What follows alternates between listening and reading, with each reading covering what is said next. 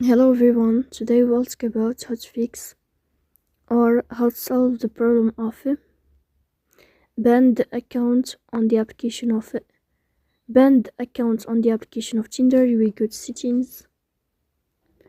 In this page, you will go to apps, default apps, app settings. When above, you will search about Tinder and you can click here. Then this page of app info, you will click on first stop and you can click OK. Then you will enter to the window of storage. Here you will click on clear cache, but pay attention, don't click clear data because that can delete your account.